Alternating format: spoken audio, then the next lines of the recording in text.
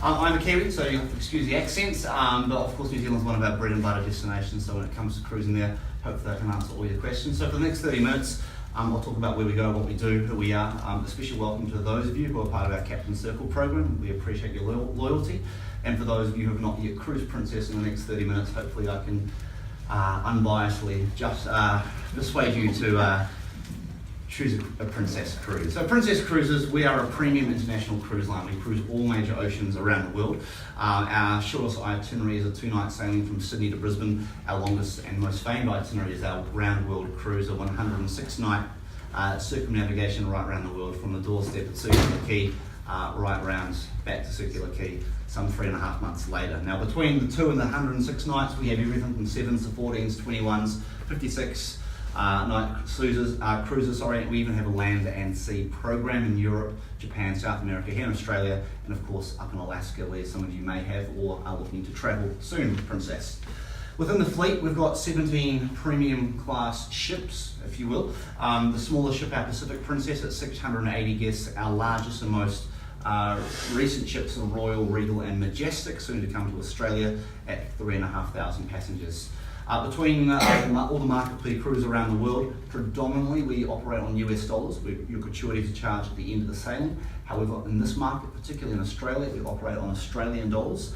You're not required to pay any gratuities or tips at the end of the cruise.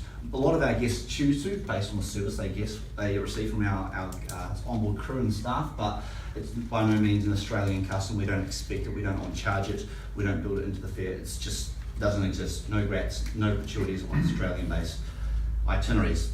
Now the experience with Princess is that of a relaxing, rejuvenating retreat. We don't have water slides, we don't have bumper cars, we don't have Shrek, we don't have amusement parks on our ships. For us, it's a destination. We want to take you to these most exotic ports, to metropolises all around the world. We want to enrich you on the culture, the history, the wildlife.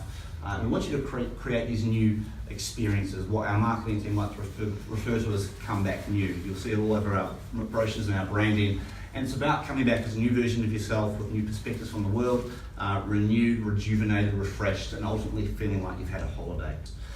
In terms of, I guess, the experience of Princess, there's 4 kind of key elements we try to continually innovate to ensure that your experience is that of a comeback new style. The first is cuisine. We all love eating, and in the last 18 months to 2 years, Princess has really upped our game in terms of the culinary offerings on board our ships all around the world. We've partnered with some very well-known culinary stars, particularly on the bottom right, Curtis Stone. He's our local close to home hero. On Sun Princess, Ruby Princess and Emerald Princess, you'll find Share by Curtis Stone. So it's a specialty restaurant. It's a 39 Australian cover charge or 39 US, depending on the market you're in. And it's a 6-course degustation experience. The cuisine in his restaurants is phenomenal. If you were to dine in one of his 2 restaurants in LA, the wait time alone to get in is close to 3 months. Whereas you walk on board, you can go up to the specialty restaurant or guest services and make a reservation for that lunch, that dinner, or 3 or 4 days' time. On top of that, on our new ship, Majestic Princess, we've partnered with 2 Michelin star chefs. Up the top left, La Mer, headed up by Emmanuel Renault, and next to him is Richard Chan, who heads up Harmony. And again, it's a 45 and a 39 Australian dollar cover charge per person for Michelin star menus and experiences. And within these restaurants, you've got private wait staff, you've got dedicated private wait staff, you've got next to no wait time, unique style decor, and a private, unique setting away from the masses of the main dining rooms.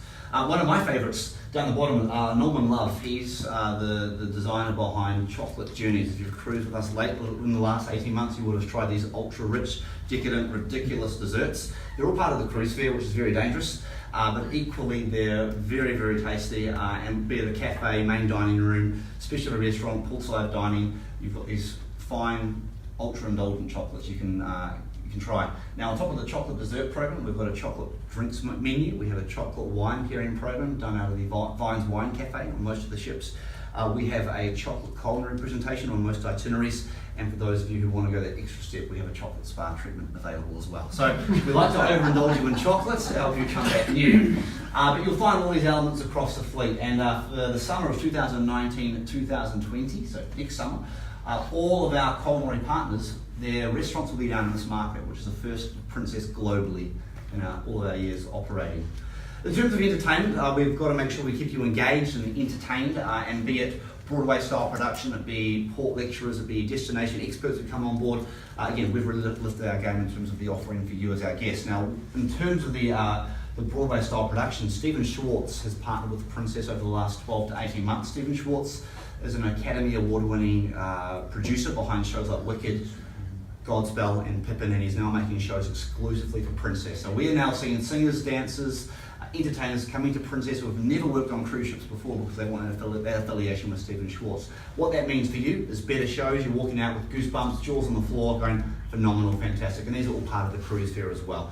On most nights you'll see 2 Broadway style productions, and then alternate nights we'll have a comedy show, we'll have a port lecturer come on, guest speakers in certain destinations as well. But rest assured, the entertainment has definitely been taken to the next level with Princess. And I should also mention, these shows that he's doing for us, Magic to Do, Born to Dance, you won't find them anywhere else in the world. They're exclusive to Princess Cruises. In terms of the destination, it's a big thing with Princess. We cruise to more ports than any other cruise line. We have late night stays, we have overnight stays on some itineraries. We really want to enrich you in the culture, the people, the history, the destination. And programs such as Across the Ditch, North to Alaska, bring the destination alive, both ashore and aboard. And with our partnership with the Discovery Channel and Animal Planet, we're offering you even more exclusive experiences. Done in Alaska, out of Ketchikan. This is done on the vessel used in the program World's Deadliest Catch.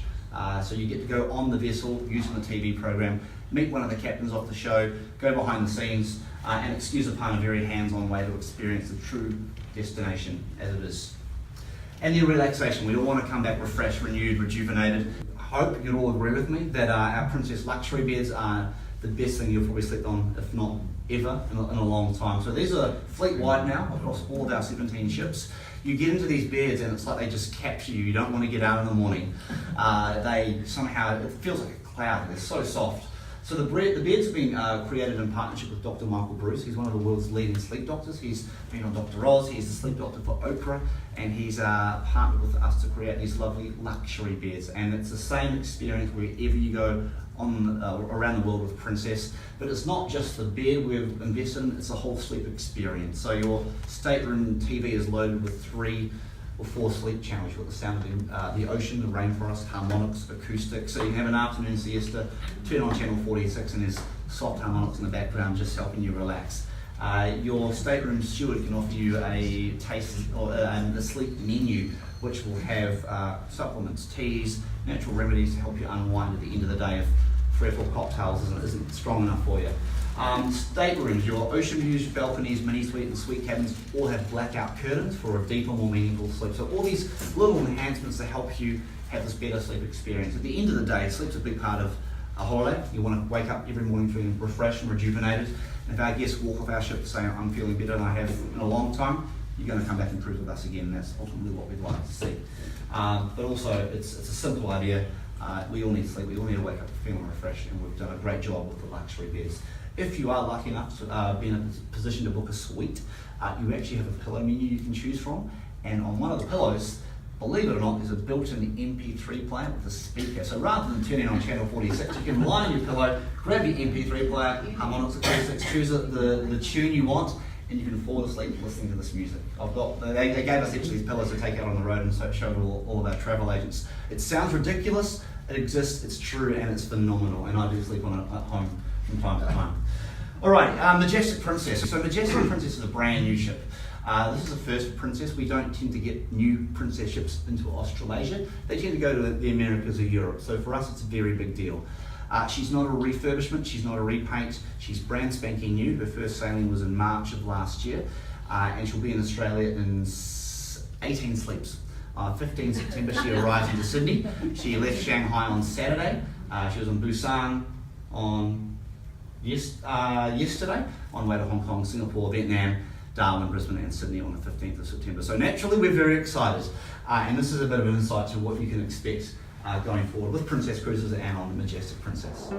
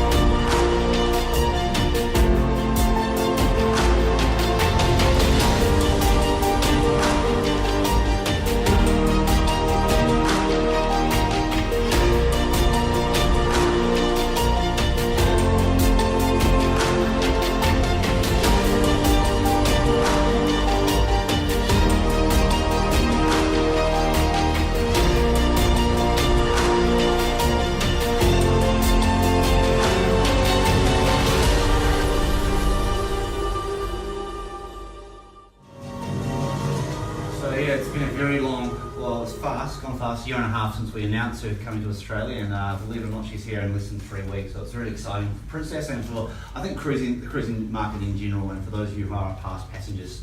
What's particularly interesting, we've got 2 more of these on the way. Sky Princess debuts in the Med in October of next year, and we just announced Enchanted Princess will debut in Europe in June of 2020.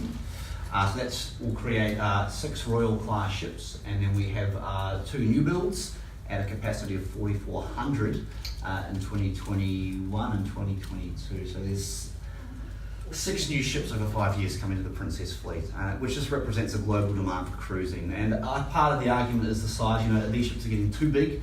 What's particularly interesting about the size of this ship, so if you cruise on the Sea or the Sun Princess or the Dawn as she once was, those ships hold 2,000 passengers at 77,000 gross tonnes. Now, for a lot of people, the number's very confusing, but effectively, you walk around the Sea and the Sun Princess, and there's a lot of space. It doesn't feel like there's a lot of people on board because of the way the ship's designed for guests to be dispersed. So Majestic Princess is double the tonnage, so it's 143,000 gross tonnes. You would assume that passengers would go from 2,000 to 4. They haven't. They've only got from 2 to 3.5. So we've only got increased capacity by 3/4, which means there's more space, less queues, it's easier to get around, and it feels more empty. The only real noticeable difference is the number of passenger levels. Lengthwise, it's only 60 metres longer than the Sea or Sun Princess, but it's the passenger levels that are going up the ship where the true differences in size. But nonetheless, it is grand, it is elegant, and it really is a great way to travel if you are looking to book.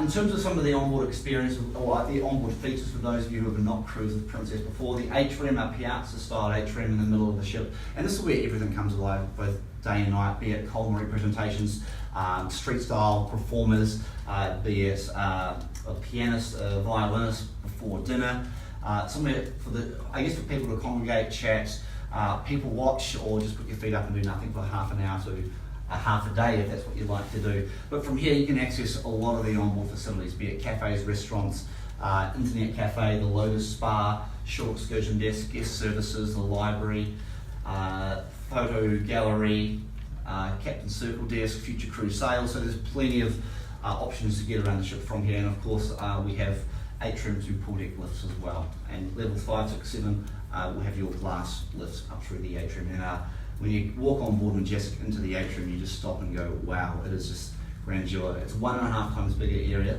than on Golden, Diamond, Sapphire, or any of our Grand Class ships if you sail on them. One of the unique points of difference with Majestic is this unique sea walk. It's a glass bottom floor which extends out from the edge of the ship, so you can stand on this glass bottom floor, look 128 feet down to the ocean below, but more importantly, unparalleled views out on the horizon. Now, on the other side of the ship, we have the Wakeview Bar. On our sea days, we'll do a flare show. Our bar staff will make cocktails and drinks. They'll throw the bottles around, attempt to catch them. Whatever they spill, we'll give away. So if you want a free drink and a good laugh, the flare show, usually sea days at 3 o'clock. Those of you who haven't cruised on us, we have a Lotus Spa, our onboard spa, onboard Princess ships. It's a place to retreat for that relaxation, the renewal, those body treatments. Our gyms are attached to the Lotus Spa as well. Within the Lotus Spa on Regal Princess, Majestic, and Royal Princess, the 3 of the class, we have the Enclave. It's an adults-only hydrotherapy pool, and it's that next level of relaxation. So it's capped at a certain number of guests per time slot. You pay a surcharge to use this area, but equally it comes with, unparalleled relaxation. There's hot stone beds, saunas, steam rooms, and this extravagant hydrotherapy pool. And for those of you who need that extra level of indulgence, it's a lovely way to have that done on board. And it's also level 5 midship. A lot of our spas tend to be forward or aft, so there's a bit of movement in the ship. It kind of counteracts the whole idea of having a massage and being relaxing. This is midship, so if there was to be any movement, you're barely going to feel it. To the upper decks, we have our Hollywood Pool Club, an indoor adults-only pool. Now, with a lot of Princess ships, we have both indoor and outdoor pool areas. With Majestic, it's the same. This is purely adults only, whereas on a lot of our other ships, the indoor areas are family-orientated pool areas. So it's exclusively for adults. It's free to use. There are some booths around the outside of the area, so if you want that privacy, you can pay for that. Otherwise, there's sun lounges.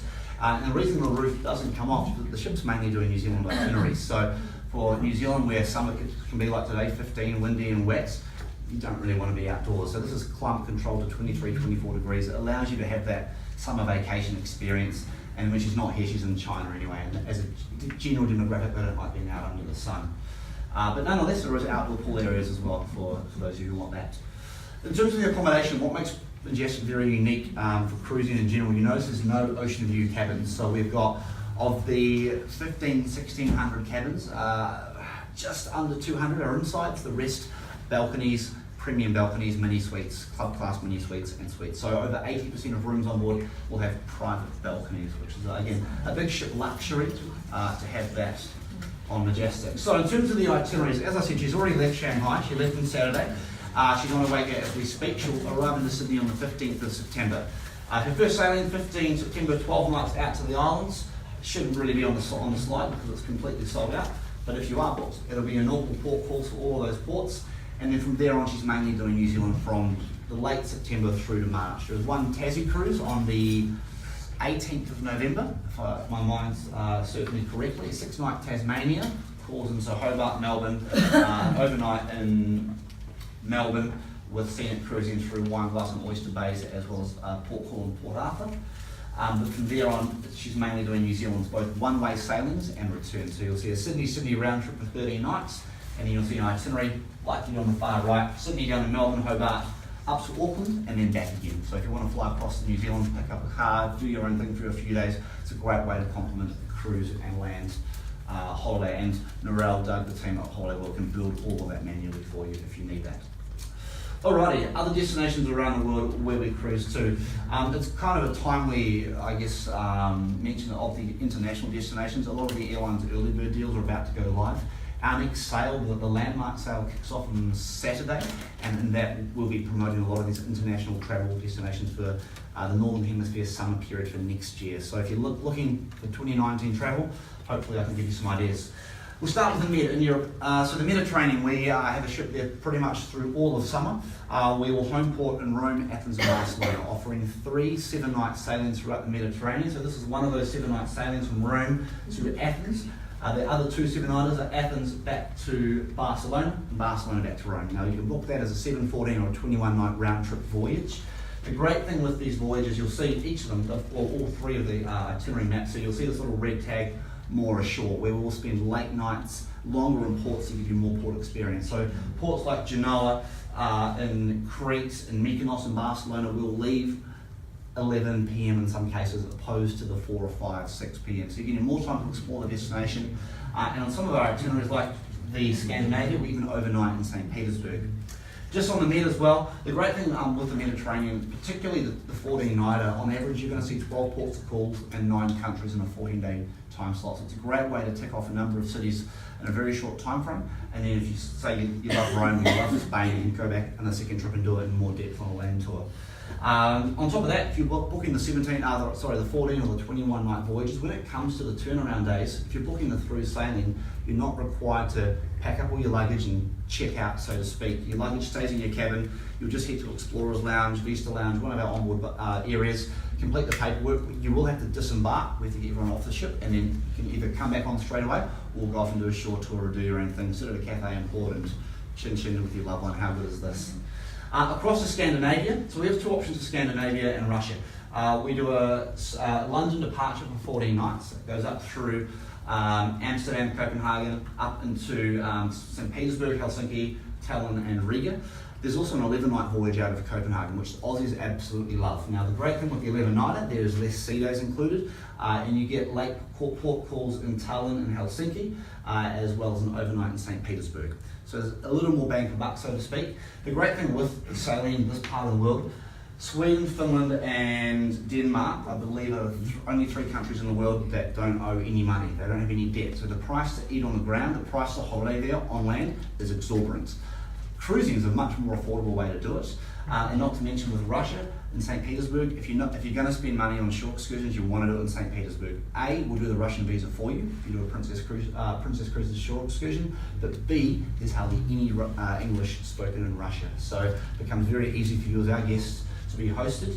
With the overnight in St. Petersburg, there is a short excursion overland to Moscow, where you spend 1 night in Moscow and then come back. So if you really want to get a little more in depth into Russia, you can do that. Otherwise, you can come back on the ship, have dinner, sleep on board, and then head off the next day again on a short excursion. What you don't see here is, well, there is the British Isles and Norway Passage repositioning, but we do British Isles round trips out of London, Dublin, and effectively Normandy for France, and they just go around effectively non-stop, picking up in those 3 ports of call.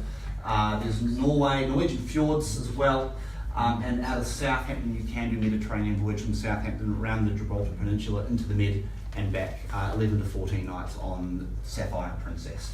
Next year, Emerald Princess is in the Med. We use the Sapphire and Pacific Princess at 600 capacity, doing Northern Europe, and the repositionings will be ended in the start of the season on Regal, Pacific, and Emerald Princess. Okay, up to Japan. So Asia is kind of the next destination for local cruising, because if you've cruised more than 6 times locally, you've done New Zealand, you've done the islands, you've done PNG, you've done around Australia, there's not much more to do, and the globe hasn't changed that much in the last 5 million years. So geographically, we're isolated. If you want to cruise more, unfortunately it does mean at times you're going to have to fly, but Japan is close, and Southeast Asia is closer technically than it's ever been before. There's more airfares, there's more departures, and there's a lot of with more airfares comes better pricing as well for the consumer. Now, Japan in mind, we offer round-trip sailings out of Tokyo and Kobe, as well as one-way voyages. Japan by land is, I wouldn't say it's overly difficult, but this is a very easy way to do it, because we take care of you on board, we wine and dine you. Japan as a destination on board, we really bring alive the cultural element. So the Diamond Princess is based in Japan.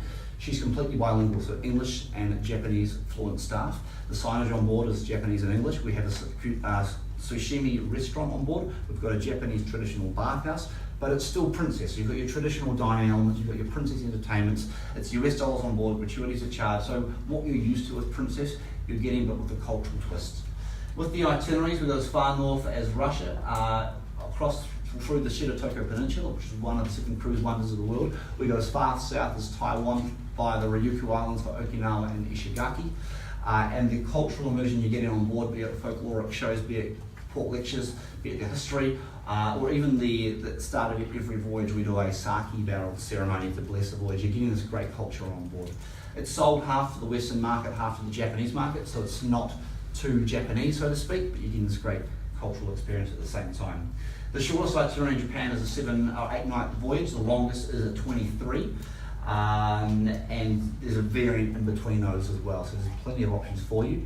It's interesting, the cost of doing an adventure style holiday, say an overland tour, is on par. An 8 night adventure style tour is on par with an 8 night mini suite cruise on Princess in Japan. So to get an idea of the cost of Japan, cruising is a very cost-effective way to do that part of the world.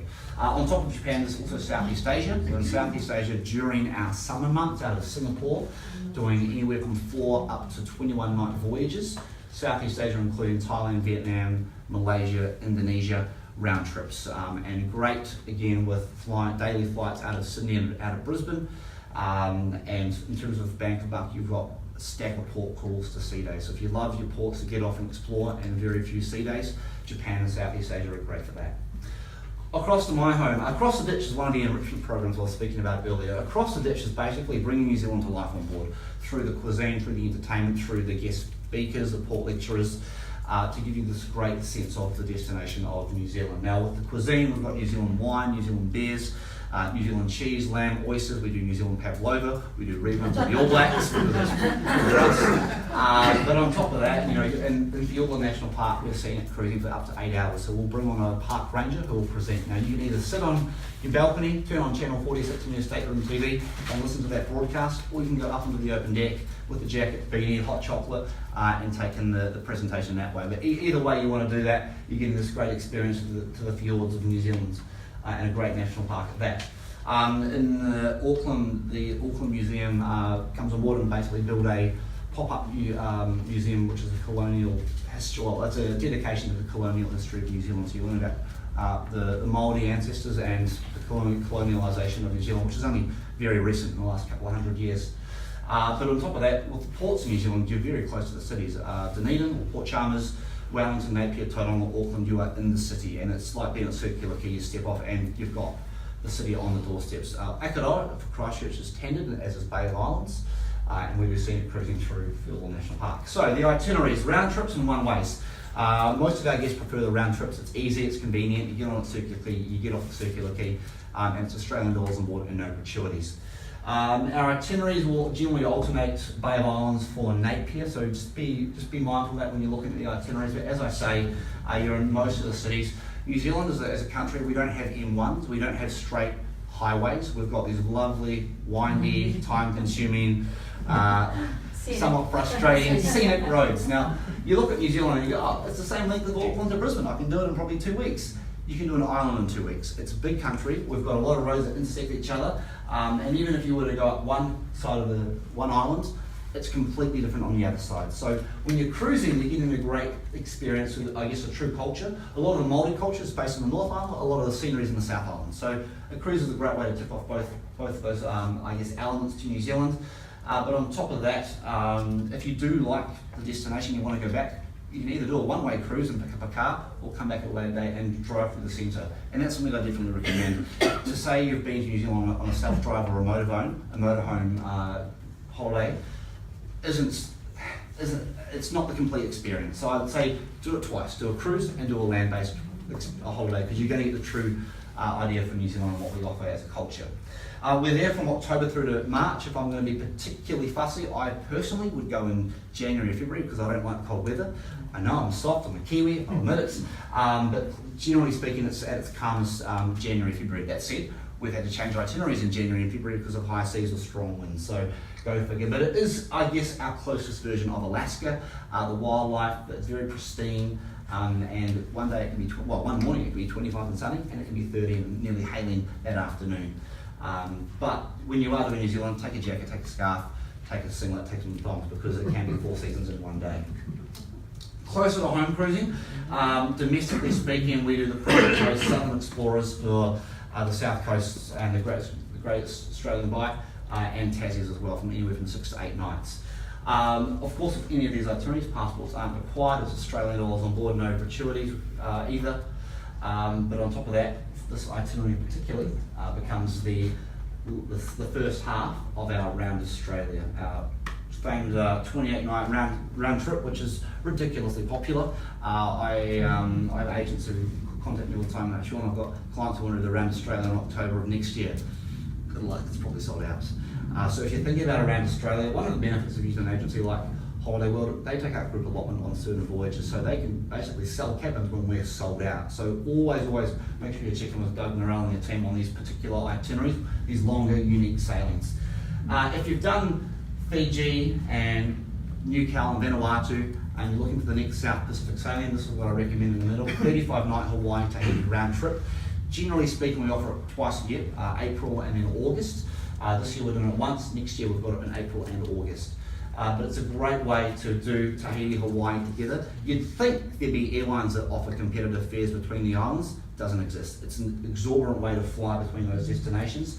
And the cost of that sort of cruise versus doing a land-based holiday in Bora Bora and Moorea, Hilo, Maui, Kauai is on par with the cruise.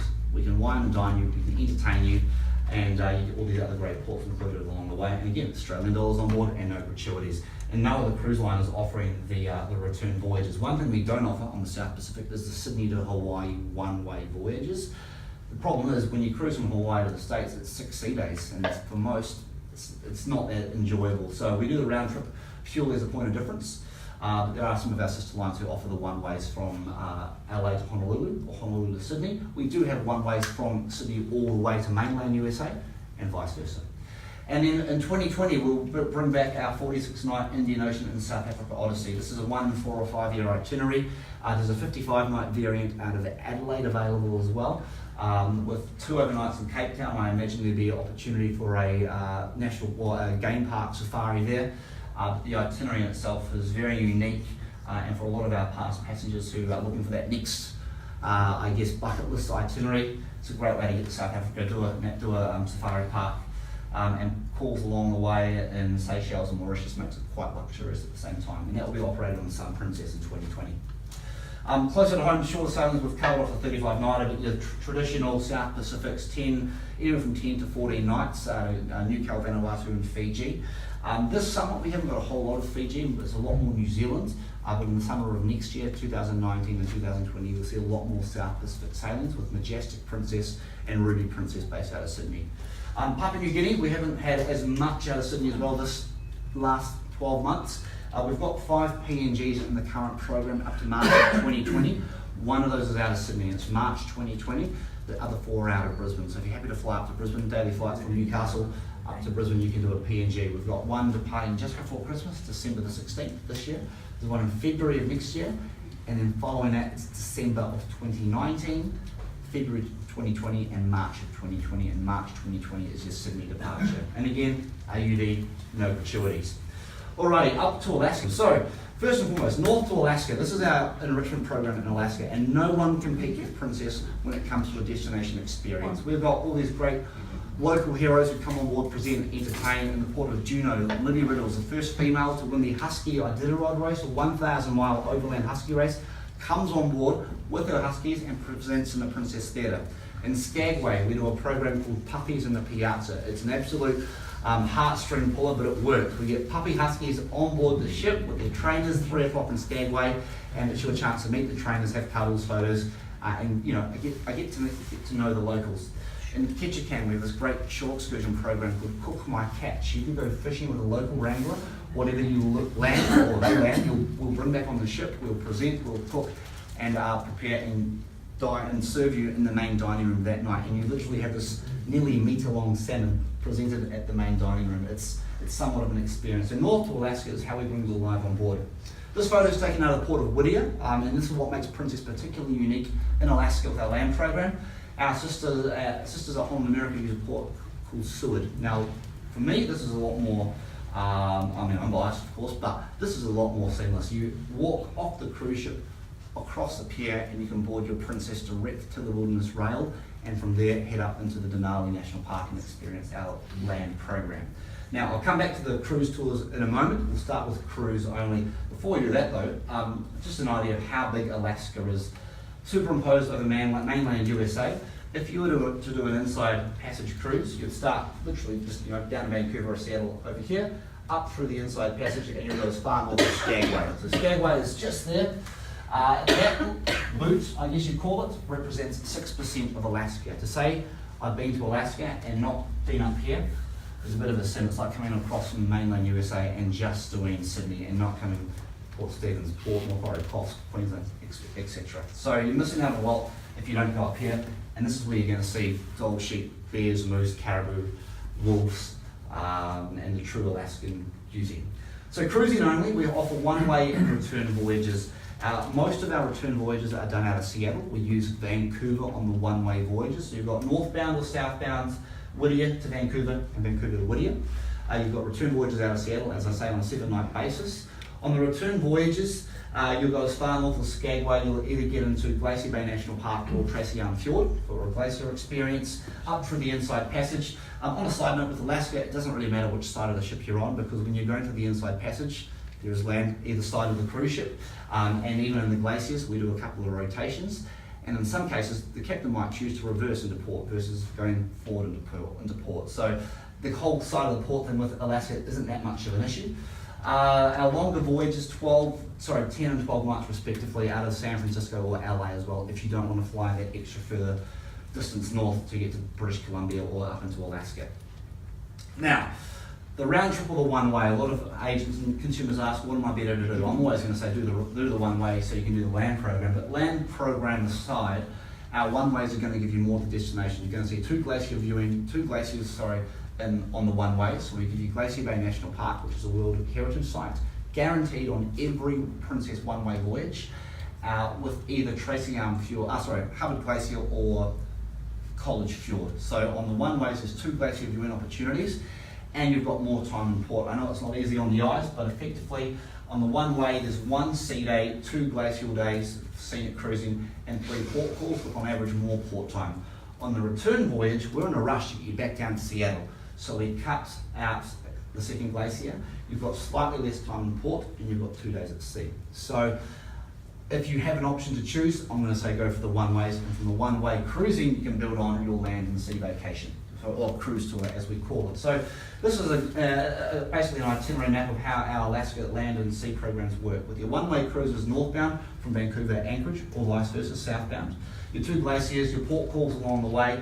You would have seen in previous slides a port called, it's actually not on any of those, it's not, Icy Strait Point, which we alternate for Skagway on certain voyages.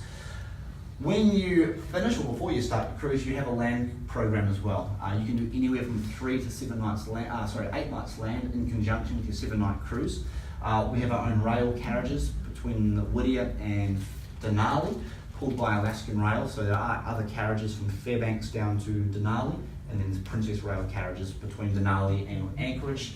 We have our own Princess coaches. We even have a Princess catamaran to get guests across the Valdez if they're going straight out to Copper River. Now these lodges are owned by Princess Cruises, purely for Princess guests in the middle of nowhere. There's no Starbucks, there's no 7-Elevens, there's no McDonald's. You are in the true Alaskan wildlife, and it's a great way to get that Alaskan experience. Direct to the Wilderness is our rail program. For those of you who may have done Rocky Mountaineer, I've heard from guests it's on par with Rocky Mountaineer. There are domed rail carriages for viewing. There's outdoor observation platforms. There's a food and beverage car. There is luggage handling to and from the lodges and the cruise ships and vice versa. And we also have an onboard naturalist who comes on and presents, because it's from the port of Whittier up to Denali. It's a 9-hour rail journey. Even to Talkeetna from Mount McKinley, it's a 5-hour rail journey. So we want to keep you engaged and learn about the area you're travelling to along the way. As I say, the lodges are owned by Princess Cruises. We have 4: Mount McKinley, inside Denali National Park, Denali Princess Lodge and Denali State Park, Kenai Princess Wilderness Lodge, and Copper River in Randall St. Elias National Park. The 2 big attractions in Alaska, Glacier Bay National Park and Mount McKinley. And on a Princess cruise tour, you're guaranteed, well, provided the clouds open, you're guaranteed to see both when you're doing a Princess cruise tour. There are 4 different ways to do a cruise tour, so this becomes a little more technical. Basically, we give you the option to choose your style of travel. On your own is mainly for Americans. Most Aussies I'd recommend not to do, because travelling with Americans is annoying in the best part.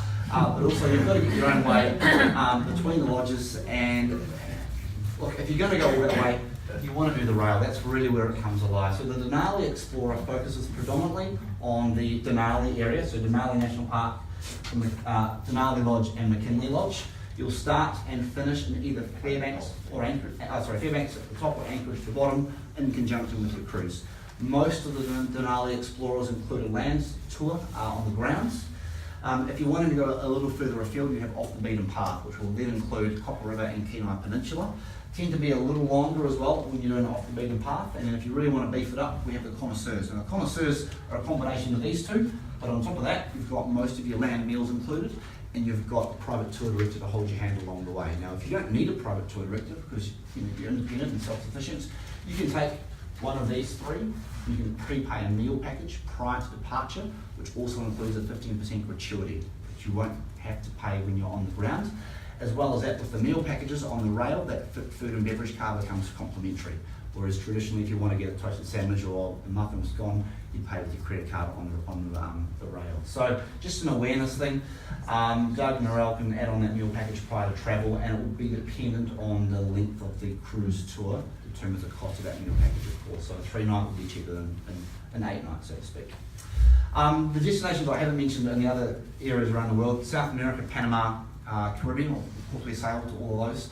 In 2019 and 2020, we'll be cruising through Antarctica, doing scenic cruising, 3 cruises, 1 before Christmas and 2 after Christmas on the Coral Princess, from Santiago round to Buenos Aires, and back again 3 times as part of our South American program. So if Antarctica is on the bucket list, you won't be getting off. It's scenic cruising, so it's ice and weather dependent. There's the disclaimer, but there is a chance there to do, or at least see Antarctica by the naked eye.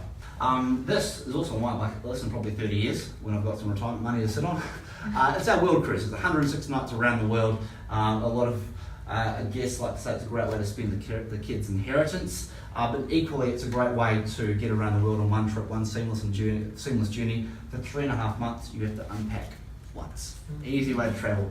The great thing about it departs from Sydney once a year, so it's a matter of getting yourself down to Sydney. You come back 3.5 months' time. Now, you don't have to do the full voyage. You can break it up into segments. So we have Sydney, Dubai, Sydney, London, London, Dubai, New York, Sydney, Sydney, New York. So there's different segments you can choose. The great thing about this, so you're 3.5 months at sea. You come back with 2,000 new friends. Your hopefully friends, your wait staff, and still married or with your loved ones, your wait staff, the crew go above and beyond, and by the end of it, it's a kind of a sad way to say goodbye to all these people you've shared this whole experience with. So I would really, even if you do a small segment the last 4 nights, Auckland, Sydney, of the World Cruise, it's a great way to experience the ambience on board. 2020 will be announced later this September 27 will be the announcement for the 2020 World Cruise. There's still space on the 2019 World Cruise if you're thinking about it, but we do this every year out of Sydney. There's also an LA-based World Cruise on the Pacific Princess, which departs January out of LA and comes back into 3.5 months later back into LA. It calls via Sydney. There's a great segment from Sydney to Cape Town every year, but it goes very fast given it's on a passenger ship with 680 berths. So that wraps it up from me. Thank you for your time. Thanks for around. Hopefully you've seen lots of information. I've certainly gathered lots, and once again it becomes very difficult to choose. We will help you with that if you need some assistance. And I know many of you do have your future cruise credits that are due to expire shortly, so if you do find something then take advantage of that. So thank you very much for coming along.